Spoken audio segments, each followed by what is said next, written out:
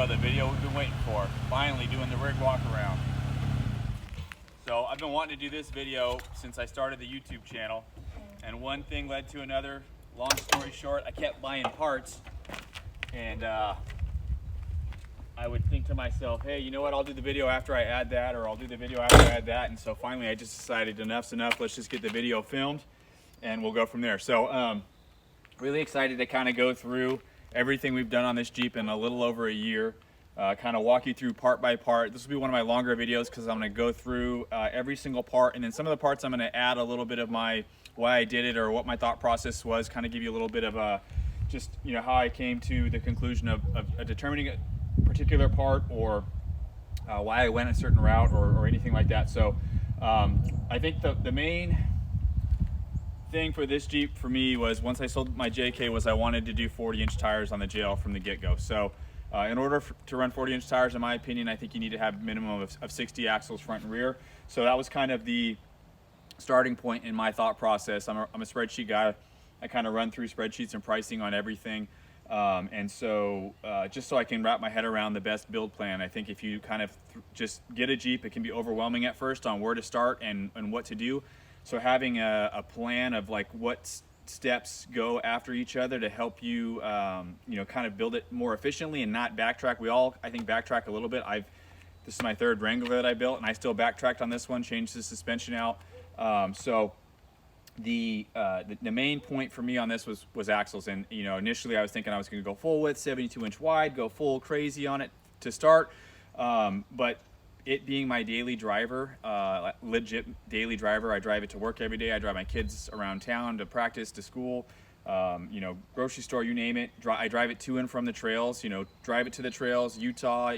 This thing's been to the Rubicon, Utah a couple of times.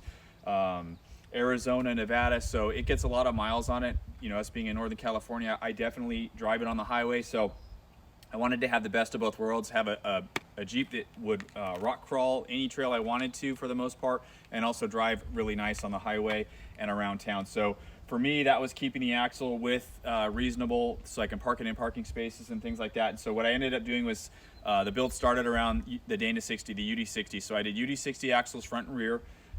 It was the most plug and play. I wanted to do all of it, or as much of it as I could myself in my garage. So I wanted to turn every bolt on this thing as if I could. I wanted to be able to do it. So kind of showcase what you can do in your garage on a bolt-on, if you will, build. I mean, they're still cutting and grinding, but I haven't done any welding or anything like that on this version of it. The first iteration, I wanted it to be something that was, you know, showcase what you can do from like bolt-on, off of the shelf parts, and how capable a rig like that can be. So again, we did the UD60s and then built around that. So we've got UD60s front and rear.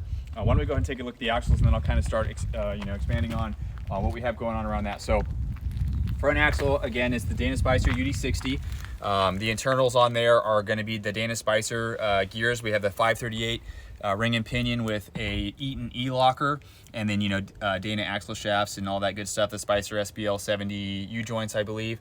And then, you know, with the axle, I got everything in a package, and we went with the Yeti Steer Smarts. I've run them on my JK. They're one of my partners, and I love their components. I love the ease of adjustability. I love the durability. Great company to work with as well. So we've got the tie rod here is the aluminum tie rod, center tube, and then we have the standard ends on here, and then the drag link you can see is the steel drag link. They have the adjustable collars, which I like because, again, it's really quick to adjust, makes adjusting really easy, and then just finding where the sweet spot is with those.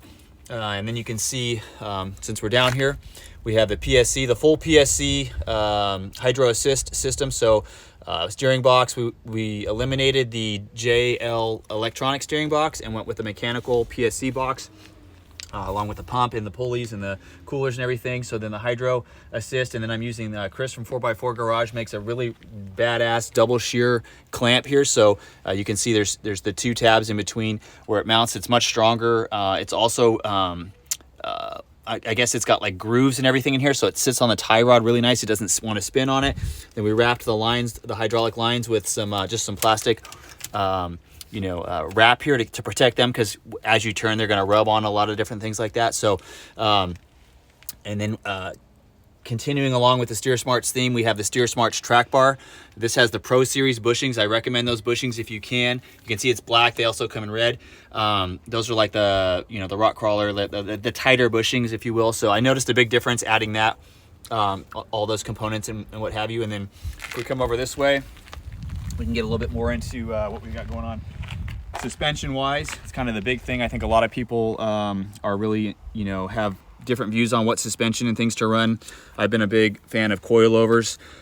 So my first start with this Jeep was standard shock and coil, which was great, but I decided really quickly that I should have just done coilovers from the get-go. So I kind of pivoted and we went with the Evo, the bolt-on coilover kit. So this replaces your standard shock tower. You can see the old shock tower would have been right here.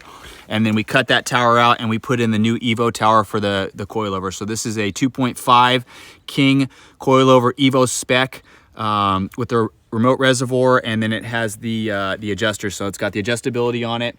And then we paired that with these are the DV8 hydraulic bump stops. I was gonna do King bump stops, but they didn't have black at the time, so I grabbed the DV8, and these actually have been really fine for my purposes. I've been really happy with them. And then the lower bump pad here is gonna be your Synergy. They're stackable. So they're snap and click, and you can make whatever you want. I think they come with 4 for each side, so you can go up to 4 inches of bump or all the way down to 1.5 inch on the bottom. You know, also Synergy here is the track bar reinforcement sector shaft brace. So when I started the build, I didn't have the PSC, I just had regular steering clamp on there, and I wanted to have some reinforcement, and to me this is pretty cheap insurance to have that sector shaft brace reinforcement and then the track bar. Some of the stuff they did on the JL is a little flimsy in my opinion. Some of the bracketry and some of the things like that, they kind of were wanting to shave weight and you know, for fuel economy or whatever they're trying to do. So adding this piece here is I think a must for everybody. And then as far as the sway bar goes, this Jeep, maybe I should backtrack a little bit, but we have the anti-rock sway bar on here. I've run that on all my Jeeps. I absolutely love it. You know, it's basically connected, disconnected all the time. It's a torsion bar, so it applies downward pressure to the other side of the tire. This Jeep started as a 2020 Wrangler JL Sport Altitude Edition. So it was essentially a Sport S, and then the Altitude Edition gives you some blackout features and some cool interior and the electronics package and things like that. And the reason I did that is I knew I was going to gut it and basically build a totally different vehicle. So I didn't want to pay for the Rubicon and remove everything Rubicon with the exception of the transfer case. That is something I will replace on this. I'll probably put just a Rubicon takeoff when somebody gets an Atlas. I haven't needed it yet with the 538s. It's been really well. And I kind of do like to move a little quicker too, so having that faster transfer case, which the sport models do, has actually been okay for me.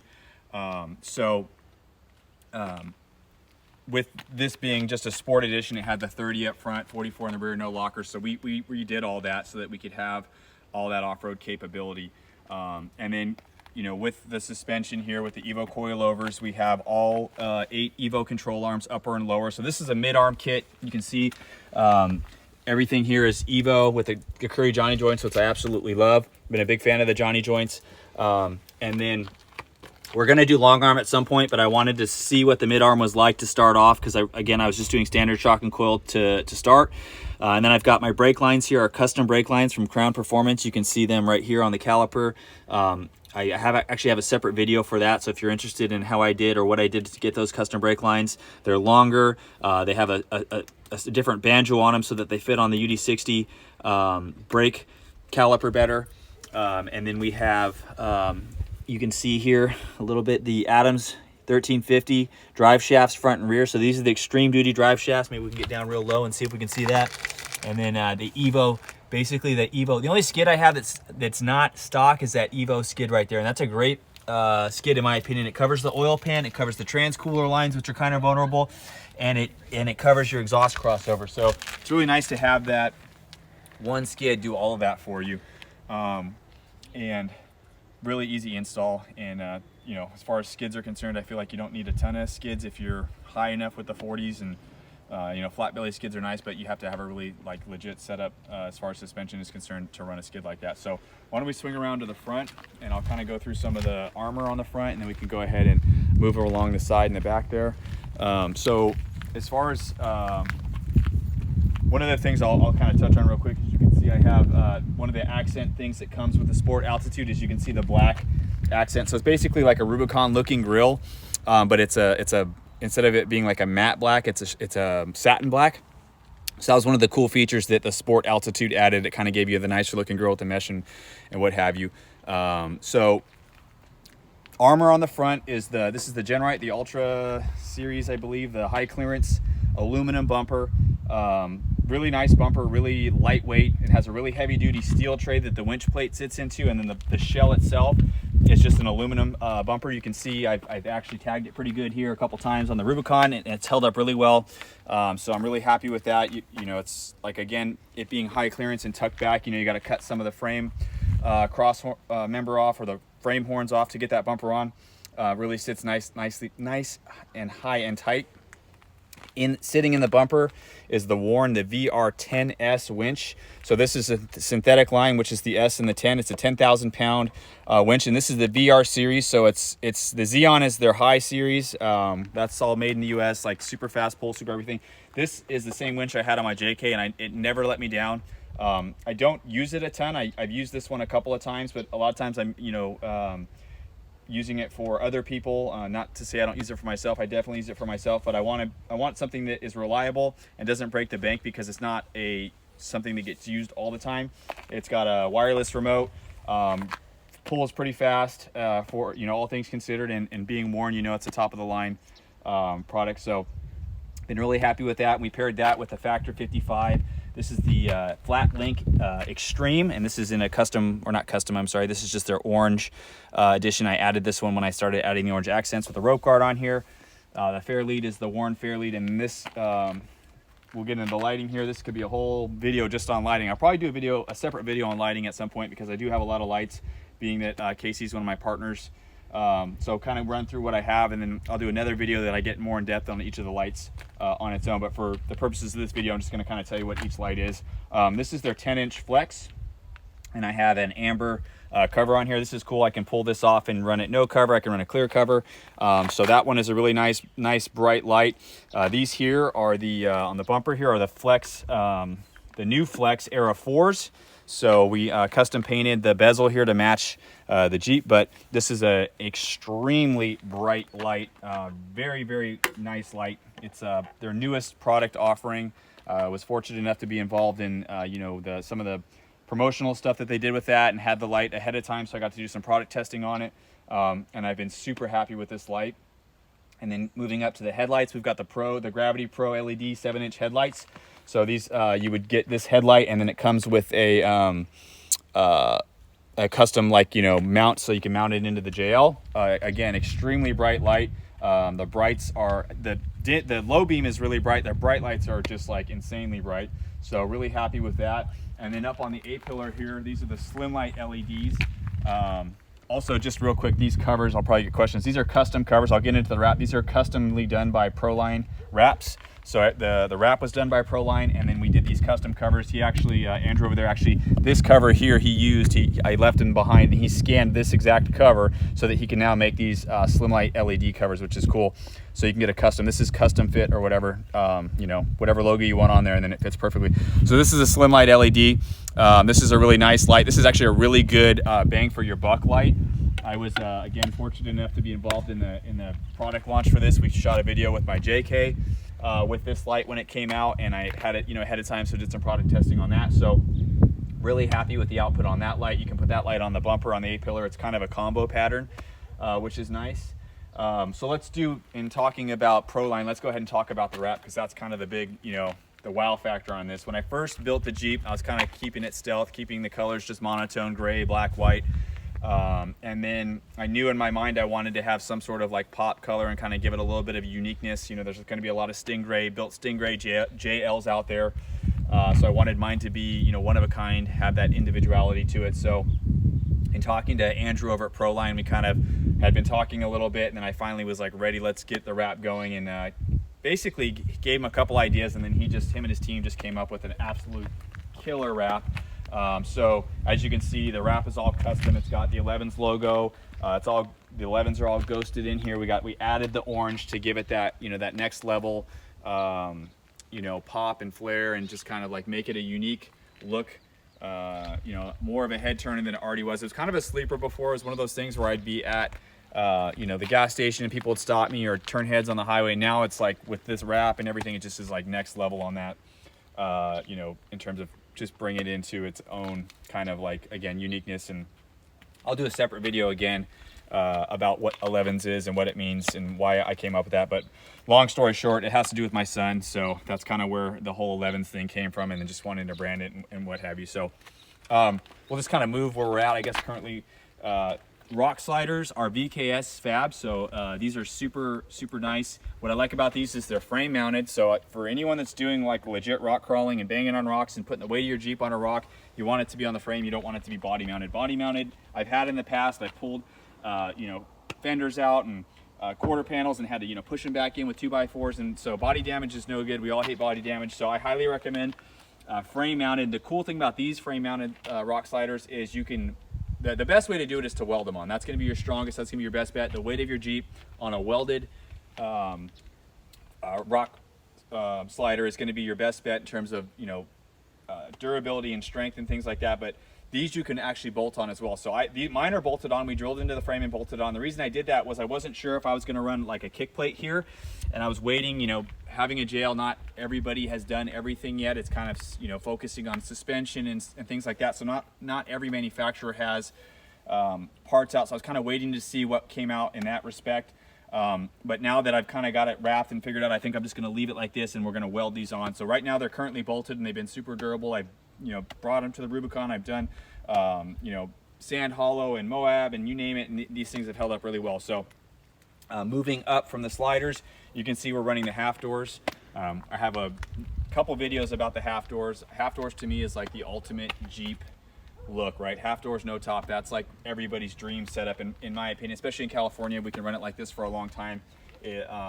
And these are the Genrite off-road half doors. They're the aluminum half doors. They did a really, really killer job with these. They look amazing in terms of the bend that they were able to create to match the body lines. The fit and finish is just phenomenal. It's a really nice aluminum door, lightweight, so it cuts down on the weight, and then, you know, really easy install in my opinion. And what we've done with the doors in terms of, you know, the components we've added to the doors that weren't part of the Genrite package. Genrite sells the 74 weld 74 weld hinges, so that's what we went with. I think that's the way to go in my opinion. So I would add that to your half doors if you're getting them. And then we paired those. These are the JK best top JK mirror. So it's a replacement OEM looking mirror. It's a JK mirror. So we ended up just drilling 2 holes and slotted it through, and you can see it's got a nice little, just a cup, just wedging it in there, really, really nice. So having an actual mirror is, I think, a really cool way to go. Especially without a cage, you don't have that roll bar to throw a mirror on. So I know there's other aftermarket mirrors, but we wanted to make it look really factory. And then just did some weather stripping here for the trim and things like that. So yeah, Genrite half doors, absolutely love them. Unfortunately, it's starting to get cold around here, so probably gonna throw the full doors on real soon. But I run these things as long as I can.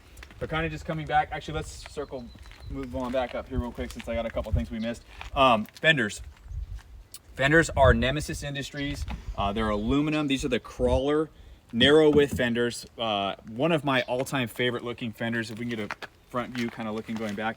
Just absolutely love this fender. Super, super nice fit and finish. Really high-end fender. I wanted to run this on my JK. I did, and I ran MCEs on my JK, which I absolutely loved as well. But this time around, I decided to switch it up. Try to do some different things on this one than I did on my JK. When I started building this, I started noticing it was looking a lot like my JK build did. So then I kind of switched a few things out to give the JL a different feel for me. So you can see we've got the Nemesis fenders here. And then this is, I'll get to this later, but this antenna here, this is the stealth antenna for my rugged radio. So my GMRS radio. They actually have a longer one as well, but this is the stealth antenna. So most people don't even notice that. That's kind of why I might have skipped it. Getting to the back of the Jeep, you can see the Nemesis fender here. Internally, here we've got the coilover set up, the Evo coilover set up in the rear as well. The King with the remote, with the remote reservoir and the adjustable. So here's the adjuster. You can get a better look. You can soften the ride or firm up the ride with the clicks of the adjuster, which is really nice if you have loaded in the back, if your weight is loaded down, or if you want to go fast in the desert or just cruise around town. You can have it really soft, or you can have it really firm. A lot of options there. As far as the coilover is concerned. So that's, you know, something that highly recommend is adjusters on. If you, any shock you have, standard shock and coil, coilover, what you name it, if you can just pony up and get a little bit more and get some sort of adjuster on it, it really allows you to tune the ride to your liking. So while we're over here kind of on the side of the Jeep, let's talk about wheels and tires. So wheels, KMC Machete Crawl, no, I'm sorry, KMC Machete Crawl, yeah, so this is the Crawl, which would be the 3.5 backspace, which I thought paired really well with the width of the axles. I think these axles are 69 inches wide, the UD60, something like that, 68 and a half, 69. So the 3.5 backspace is perfect for a nice wide stance, but not too wide. One of the cool things I like about the Machete wheel and the KMC wheels is they have, you can see the beadlock ring has the holes in it, and that's for the water to drain out. So that's really nice. When you have a deeper dish wheel, you get on the trail, you go through the water and you're just slushing water around all day, or you wash it or whatever, it'll just void itself right out there. So really cool.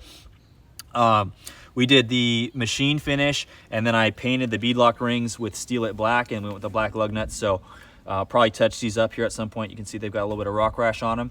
And one of the other cool things about the KMC wheels is they have the 2 valve stems. So one of the unique things about that is you can check your pressure on one and then use the other one to air up and air down.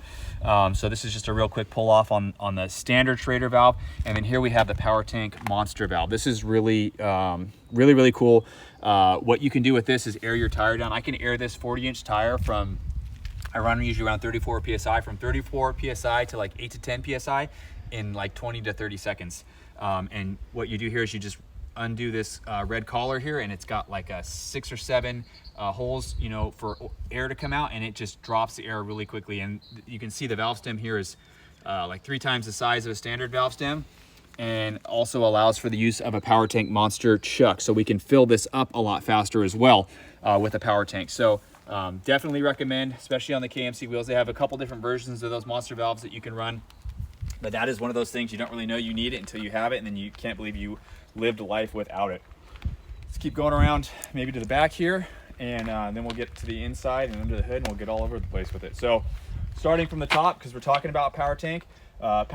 So this is the CO2 that we use for airing up our tires. You can also use this for power tools, air operated tools. You can use this. I have a blower attachment. I'll blow the inside of the Jeep out with it. These are the 10 pound, so I have 2 10-pound tanks, and I feel like this is the best setup for me. Rather than having one 20 or 115, I like to have the 2 10s, and then I can kind of switch between the two.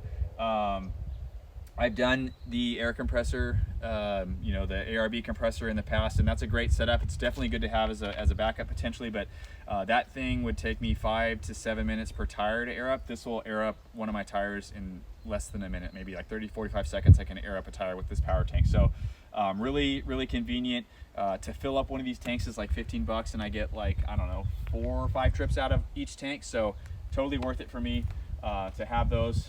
Highly recommend that. And then these are mounted with the Power Tank brackets on the roll cage. And then we also have another bracket. It's not in here currently. I can mount it inside the tailgate as well. So let's go ahead and see what we got. We're locked. Let me unlock the Jeep so I can get in the back here and show you what we got going on back there. All right, so this is something I haven't really set up how I want to yet, but I do have big plans for this. I'm going to put like a platform down here, and then have the fridge on a slider, and then maybe have some drawers for my tools. But we've got the Dometic, the CFX 35, so this is really convenient for having drinks. I've always got stuff in here, beer, water, juice for the kids, Uncrustables, PB&Js, you name it. So love having the fridge. I have that thing on almost 24/7. And then I typically would have my tools over here. This is just a box I have, lock box or whatever. So nothing really exciting in the back, but I do have plans for the cargo area. We can go through that when that happens. Tailgate, we've got 2 flex dual lights back here. So these are just backup lights. And then tail lights are Vic off-road. So these are the smoked out LED tail lights. Again, I had a Sport. I didn't have the light package, so I just kind of had the the regular old light back there. So these are really cool. It has a nice effect when they're on. And then the Vic LED third brake light as well. And then Artec Industries spare tire delete, which is really cool. I was always a huge advocate for, and I still am, for most people to have a spare tire on the back. But with the 40s and with you know, just kind of the way I built it initially, the tire carrier that I wanted, I didn't put it on to start, and I've actually really come to like it like this way. For wheeling, I think it's great. You have, you know, you don't have that big boat anchor on the back. You're not scraping that when you're coming out of steep obstacles.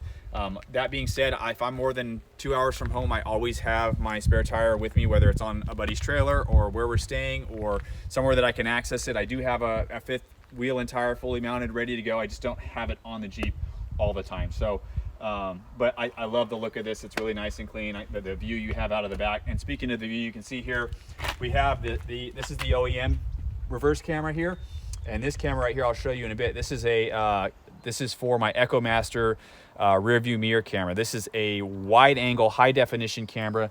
I'll show you when we get in the Jeep. It's really cool to have on that rear view mirror, that you know, that center rear view mirror back there. So and then as far as the rest of the rear end is concerned, we have the Moto built rear bumper. This is the steel bumper. Love this. This was probably one of the easiest, actually not probably one of the easiest bumper I've ever installed in my life. This thing pops right on and off in no time. Really great bumper, super high quality. Love the look of it. And then going down, kind of just looking what we have going on underneath in the rear. So again, UD60 in the rear, same as the front, 538 gears with the Eaton E-lockers. We've got the steer smarts, track bar with the Pro Series bushings, stock sway bar.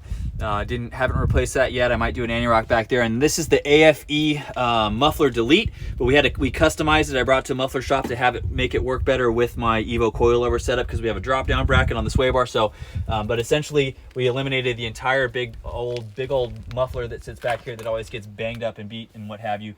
And then we're running the PRP limit straps here on the rear, and then just the Evo bump stops that come with the lift. So, and then again, the Crown Performance custom brake lines, steel braided brake lines in the rear. So why don't we go ahead and scoot on over to the inside of the Jeep.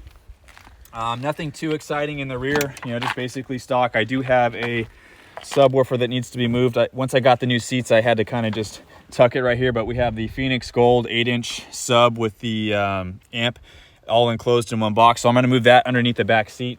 It's kind of just something that's just gotten a little bit delayed, but we're going to get that going. And then one of my favorite things that I did, and something that I absolutely love, is the PRP seats. So we did a custom PRP Enduro Elite seat, and by custom I mean I picked the fabrics on the seats themselves. So we did, you know, some orange, and we did some gray suede, and we got some ostrich here, and then added the PRP harnesses, which are really nice, the orange harnesses, and the harnesses are connected to the rock hard harness bar there. So that's how we have that until we do a full cage in here. And then the seats themselves are mounted to Moto Built's seat brackets. So this is the Moto Built bracket, custom or Moto Built PRP bracket, and then you can see I've got the element. These are actually really cool. This fire extinguisher, again, I might do a separate video just on that fire extinguisher. So we've got the fire extinguisher right there. I've got, you know, gloves and things like that. In here is not really exciting, I'll just mention it, but I have a dead pedal from MORE, and then let me turn the Jeep on so we can see the stereo itself. So up here you can see the EcoMaster. That's the mirror I was talking about. That is the camera. Let me see if I can get back there if you guys can see me.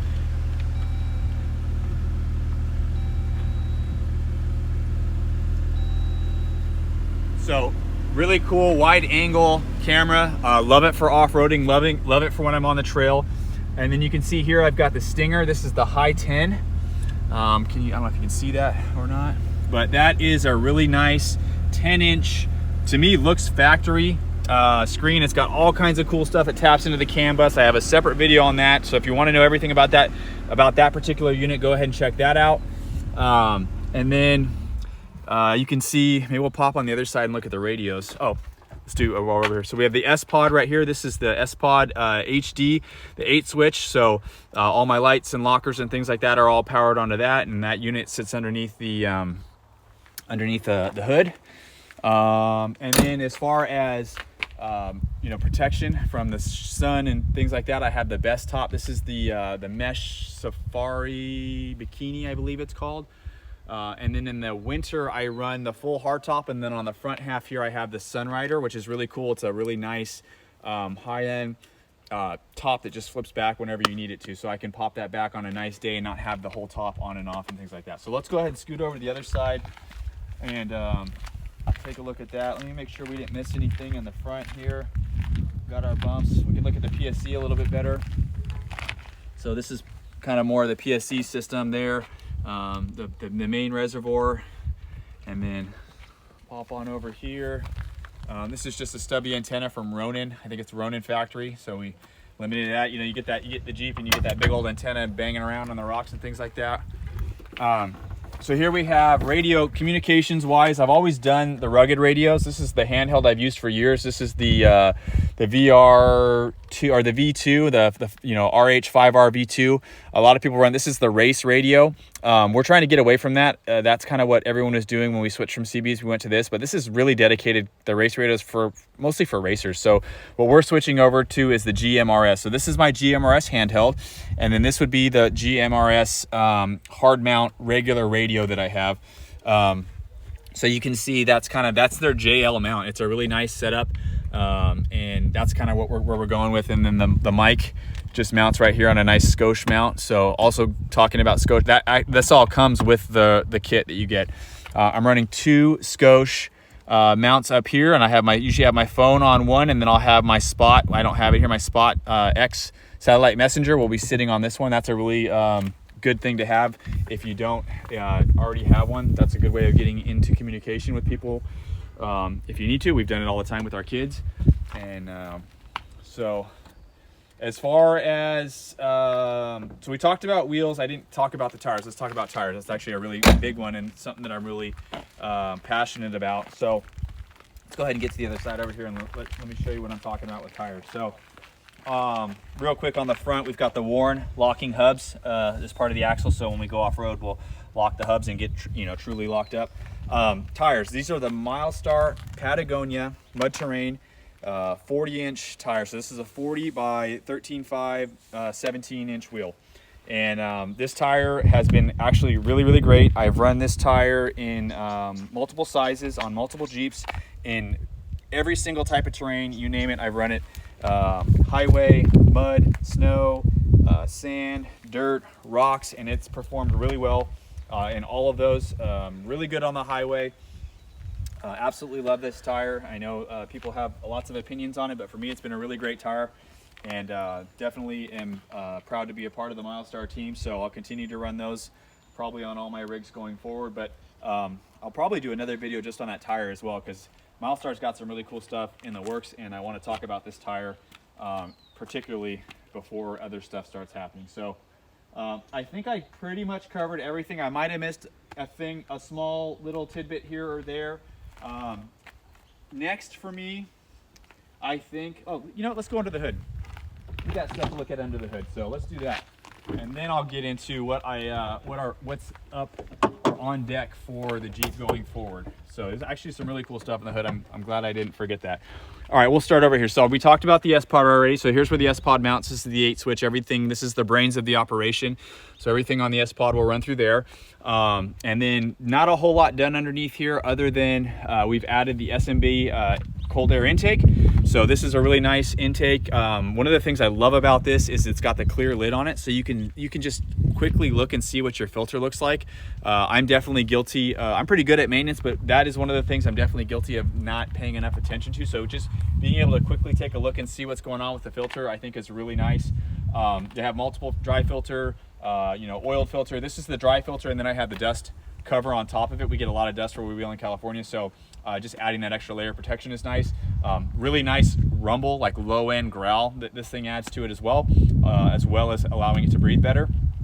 And then you can see the PSC, actual PSC fill reservoir is right here, so that's part of the PSC system. And then batteries. So if you're like me, if you have a JL or a JT, you could have potentially already experienced this, but I have gone through a number of batteries on this thing already in the stock configuration. So if you don't know, the way that they did the JL and the JT is they have a standard battery that sits up top, and then they have a smaller little guy that sits down below, and that's essentially your start and stop, your electronic start stop, and it powers all the interior electronics and features and things like that.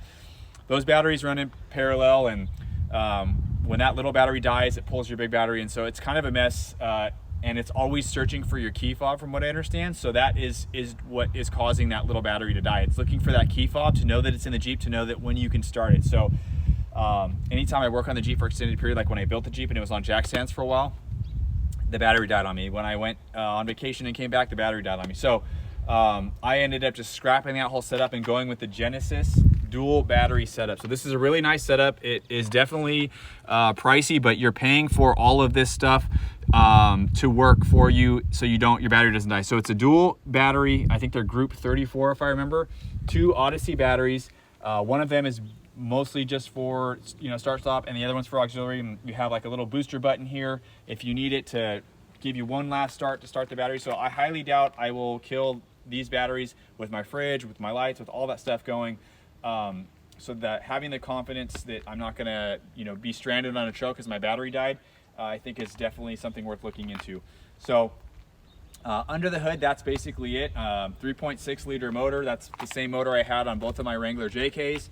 My wife has the same motor on her Mojave. It's a really good motor. I've been really happy with it. I've never had problems with it. I think it's plenty of power for what I'm doing with it, which is slow rock crawling and driving it day to day.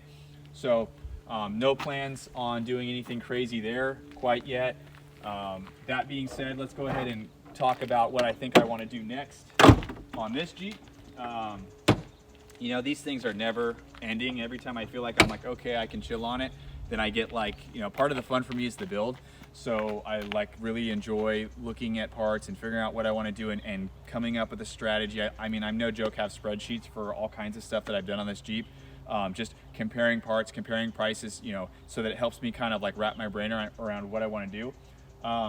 But safety is a big aspect for me. Having my family with me on the trail, part of this whole Jeep experience for me is enjoying it with my wife and my kids. And so knowing that they're going to be in there with me, knowing that I have put a Jeep on its side before, I think the next big thing I want to do with this Jeep is do a full legit cage. So the stock cage is better than it was on the JK. There's still some spots to be desired. So that's a big one, would be cage. A smaller one would be a custom cover for the rear seat. So I kind of want it to match these seats. So I'll have PRP I'll probably just do a vinyl cover in the rear, but it'll match the same color scheme so that it just looks really fluid there. And then I already mentioned the rear cargo area, getting that squared away so that everything is nice and dialed. I'm really big on having everything organized, and that way when you go on a trail, where everything's at, you can get to it quickly. And so having that rear cargo area set up would be nice. And then a couple things that are like I would like to do, but I don't know if I will. I really want the Mojave steering wheel. My wife's steering wheel is so nice. And the Mojave hood. So those are 2 things that I will try and make happen. They're not high priority, but who knows? I might just get like one of those days where you're on the internet and all of a sudden you're ordering stuff, and then it's like, okay, here we go. So those will be 2 things that would just kind of make this Jeep a little bit more unique and a little bit different. And then it's really pretty built. I'm really happy with what we've done. Like I said, I built this thing in my garage. I know, built is a loose term for some people when it comes to bolt on, but it was a lot of work. So in my mind, I did build this Jeep in my garage. I'm not a fabricator, I'm not a mechanic. I just kind of, learned as I went, having had multiple Wranglers before and helping friends of mine with their builds. This was something that I wanted to just see, look at what I did in my garage and look at what it can do on the trail and look how nice it drives on the highway. So, down the line, sure, we're gonna go full custom. We'll probably have some big old towers and some full custom suspension and 3-link, 4-link, I don't know, figure out how we want to do that. I definitely want to do a long arm on this. I think that's the next evolution suspension wise. I'm gonna do some spring rate changes and get some better spring rates based on the setup, but I don't want to do anything like that until I have the Jeep tires and suspension set up how I want it. And then just some custom inner fender stuff that I've got. I want to work out, cover up the windshield washer reservoir here, get a custom insert here. So things like that are things that I have on my mind for going forward. Probably do a Gen-Right bumper in the back just to match the armor. Absolutely love that Moto-Built bumper, but I kind of want things to match as much as I can. For the most part, I know I've got mismatched things here and there, so that's not a high priority, but something that I'd like to do. And I think that's it for now. well, I say that, but I'm sure my mind will change. But you know, like I said, this was I built this to enjoy with my family, and so it's nice to be able to do that. It's nice to be able to go out with my friends and feel comfortable that I could drive it to any trail, wheel it, and drive it home. And I wheel with that in mind. You know, there's definitely lines and things like that I would love to take, but with essentially a brand new, like fully built vehicle, I kind of am a little bit more cautious with this thing right now. But it gets its pace as it goes through. I mean, we do stuff with it. We've done the Rubicon, we've done trails to test it out. So that's kind of the long and the short of it. And if you have any questions about the Jeep, as always, please message me. Hit me up on Instagram. I love talking Jeep. I love answering questions. If you have particular parts or videos you want to see about stuff that I talked about specifically, going into more depth, I can definitely do that. So I think that's it for the first walk around of the 11's JLU build. Thank you for tuning in.